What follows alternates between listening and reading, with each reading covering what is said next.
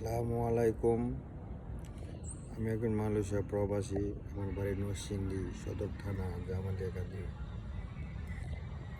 তারেক ভাইয়ের প্রতি কিছু কথা বলবো। ও সবাইকে জ্বালিয়েছেন, এর এর আঙুল দিয়েছেন, হ্যাঁকে ঠেলা দিয়েছেন, হ্যাঁকে ধাক্কা দিয়েছেন। সে কোনো মানুষকে ছাড় দেয় নাই। এখন সে মনোনয়নপত্র জমার লেগেছে নির্বাচন কমিশনার বাড়ি গেটের সামনে অবসর নিছেন। 84 ঘন্টা হয়ে গেছেন, তাও এখনো সে বলছে সে থাকতে পারছে না। কেন থাকতে পারছে না? কেন? সে মানুষের যদি ভালোবাসা অর্জন করতো, মানুষকে যদি খারাপ ব্যবহার না করতো, খারাপ মন্তব্য না করতো, বাংলাদেশের নাগরিক সে ঠিকই পাইতো।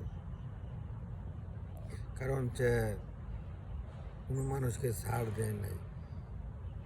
ডক্টর ইউনূসকে ছাড় দেয় নাই, শেখ হাসিনাকে ছাড় দেয় নাই, খালেদা জিয়া, তারেক জিয়া, কাউকে সে ছাড় দেয় নাই।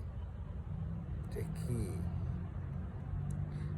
সে নিজে অনেক বড় মনে করতো, সেই বাংলাদেশের কিং মাস্টার। বাংলাদেশের প্রশাসন সব কিছু হেয়ার কথা বলবো। এখন নির্বাচন কমিশনার গেটে 84 ঘন্টা অবসর নিয়েছে, এখন বলছে পাচ্ছে না। এখন তার পারতেও হবে, না পারলে কীভাবে হবে?